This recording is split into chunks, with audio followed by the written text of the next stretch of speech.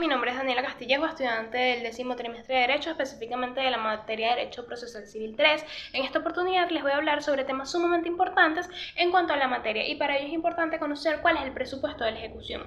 Para que se pueda llevar a cabo la ejecución es necesaria la presencia de determinados presupuestos. En cuanto a la ley de ejecución, cabe señalar que el procedimiento como institución no tiene sentido si, luego de obtener una sentencia favorable sobre el fondo, no se crean los instrumentos necesarios para su plena eficacia práctica. De lo contrario, la jurisprudencia sería completamente irrelevante. Además, este derecho obliga a las autoridades judiciales a hacer un mejor uso de los mecanismos establecidos por la ley, ya que de nada sirve en las buenas herramientas si no son utilizadas adecuadamente. El derecho a respetar y ejecutar las decisiones judiciales firmes en sus propios términos, no que no son los suyos. Y por supuesto, la ejecución debe ser conforme a la parte resolutiva de la orden a ejecutar, pues de lo contrario eso supondría una defraudación del derecho a tutela judicial efectiva que dejaría indefensa a la parte perjudicada por tal modificación. A raíz de ello es importante saber cuáles son los presupuestos de ejecución, los cuales la doctrina nos distingue como la presencia de sentencia que aparece en la ejecución, la presencia o existencia de la actio judicati, la existencia de bienes sobre los cuales debe recaer la ejecución, la inejecución voluntaria por parte del deudor. La existencia de título ejecutivo o presencia de una sentencia que aparece en la ejecución es que, formando la sentencia firme y resolutoria, los recursos que se le otorga a la ley se les han agotado y no han servido en un tiempo, que les permite adquirir el Estado una cosa juzgada, por lo tanto puede ser intercambiado o modificado fácilmente. Una instancia ejecutiva, es decir, la presencia o existencia del actio educati, el acreedor tiene como derecho a interponer la ejecución de la pena contenida en la sentencia sobre los bienes del deudor, pero si no hay una ejecutable se puede eliminar. Un patrimonio ejecutable o su existencia de los bienes sobre los cuales se debe recaer la ejecución si los bienes de la ejecución de la sentencia no hay posibilidad de ejecutarla. El agraviado puede ejecutar la pena involuntariamente o por fuerza si carece de los bienes exigibles para cumplirla, dado que existe otro tipo de penas como las declarativas, las constitutivas del Estado, que finaliza la ejecución de una sola declaración, la inejecución voluntaria del fallo por parte del deudor. Seguido a esto tenemos los actos admisibles a la sentencia, los cuales nos dicen que las partes podrán, de todo caso y dentro del ámbito del juicio, de común acuerdo, realizar actos voluntarios de relación con la ejecución de la sentencia, los cuales son la transacción, conciliación, convenimiento, desistimiento y laudos arbitrales. Los bienes excluidos de la ejecución los podemos encontrar en el artículo 1929 del Código Civil venezolano, los cuales no están sujetos a la ejecución el hecho del deudor como cónyuge y de sus hijos, la ropa y de las mismas personas, los muebles y que necesiten el deudor de su familia, los libros, útiles e instrumentos necesarios para el ejercicio de la profesión, arte u oficio del deudor, los tercios del sueldo o pensión o goce del deudor, el hogar constituido legalmente, los terrenos o panteones y sus accesorios en los cementerios. Por otro lado están los medios de defensa que pueden oponer el ejecutado durante la ejecución, que se encuentra en el artículo 532 de la misma ley. Como primera acción y medio de defensa tenemos la prescripción de la acción, que no basta con que el demandado pretenda la prescripción, este debe constar con un auto de proceso. El albacea puede suspender la prescripción registrada de la sentencia. En el caso que se haya alegado la prescripción, se abre una articulación probatoria de 8 días. El juez tiene el noveno para decidir.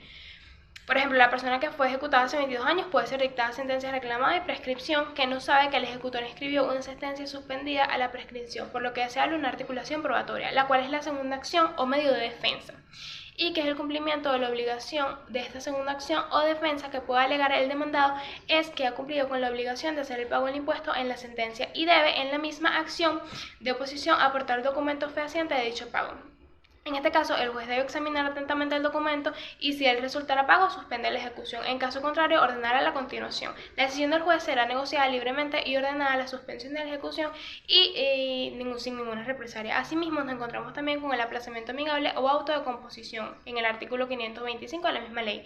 Las partes pueden suspender la ejecución de todo acuerdo y autos por el tiempo que ella determine la precisión, y pueden ejercitar acciones compensatorias voluntarias para hacer cumplir la sentencia. Vencido ese plazo de suspensión o incumplimiento del contrato, continuará la ejecución conforme dispuesto título.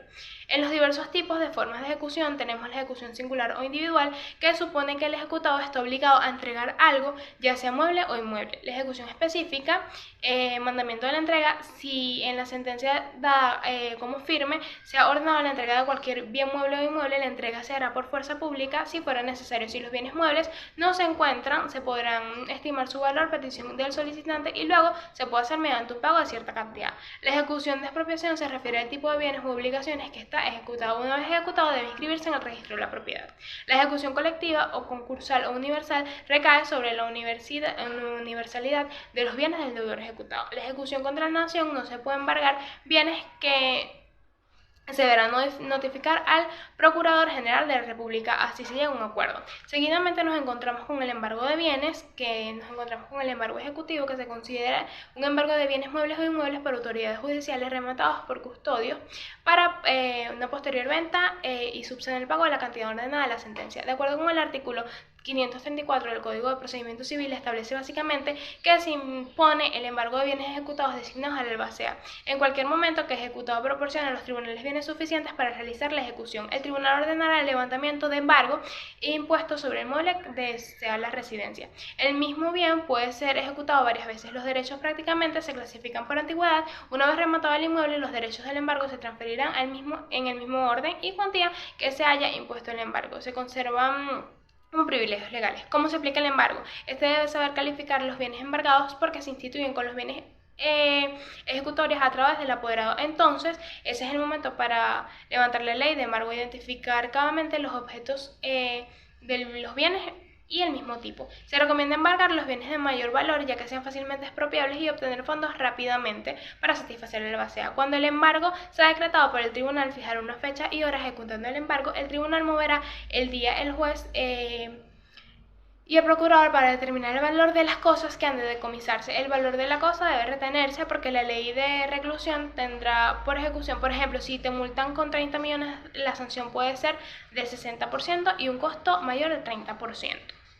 Inmediatamente después se declara el decomiso ilícito al realizar las entregas las existencias del deudor, quien elabora un informe e incluye la descripción de las cosas incautadas según lo establecido en el artículo 536. Cuando se incautan los fondos durante la aplicación de la ley, se transfieren al personal encargado de hacer cumplir la ley, a diferencia de una hipoteca de dinero que todavía estará en el depósito bancario. El Código de Procedimiento Civil regula algunas situaciones, las cuales son las siguientes: la facultad del juez para ordenar la apertura de la puerta, depósito o contenedor utilizando en lo posible un cerrajero o un técnico profesional para abrir el contenedor correspondiente. La forma de extinción del crédito, que se hace notificada al deudor, extinción de crédito que se lleva a cabo en su domicilio, oficina, establecimiento y, si no fuera posible, previa notificación del representante legal o judicial de la entidad.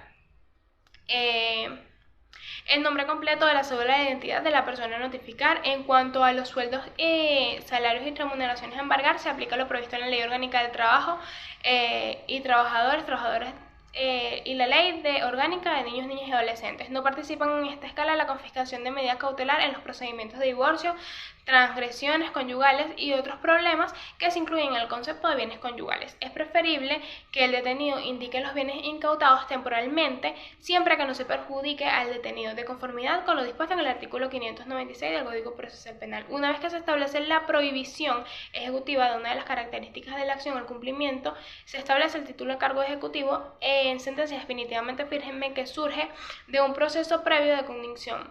El periodo de ejecución de la sentencia sigue siendo limitado y taxativo, es decir, el ejecutor no puede tener las mismas defensas de la etapa cognitiva. En defensa fue taxativa porque sus partes decidieron de mutuo acuerdo.